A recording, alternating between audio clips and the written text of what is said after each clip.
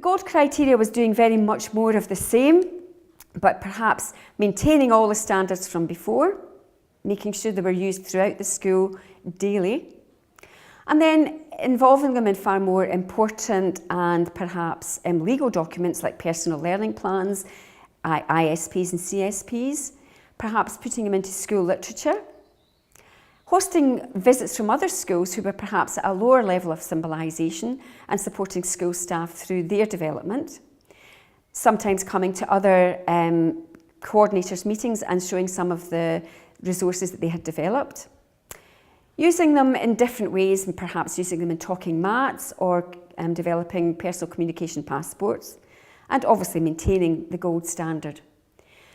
But obviously we didn't stop there. We went on to use symbols to support all sorts of other concepts, wide concepts, Scotland-wide concepts, or actually world-wide concepts. For example, assessment is for learning, to actually explain to parents and to children what some of these criteria meant for assessment is for learning, things like thinking time, traffic lighting, 2 stars and a wish. And of course the curriculum for excellence, where some of the language was not quite the most accessible for some of our children. And in Fife we came up with much more simplified language.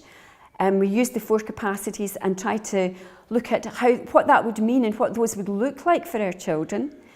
And we came up with a process and a framework for trying to explain what that might be. So we had the 4 capacities with symbols and some structure, vocabulary structure, to help children and staff and parents understand that. And these indeed were used not just throughout Fife, but have been available to schools throughout Scotland.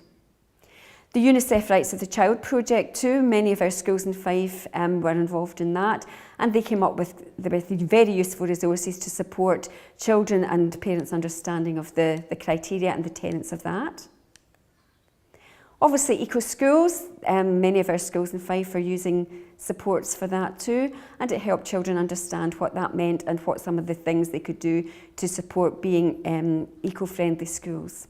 One of the teachers in Fife also suggested that we come up with a symbols presentation for our pupils, because although we were using it and the staff in schools understood, it was important that children understood why we were using symbols too.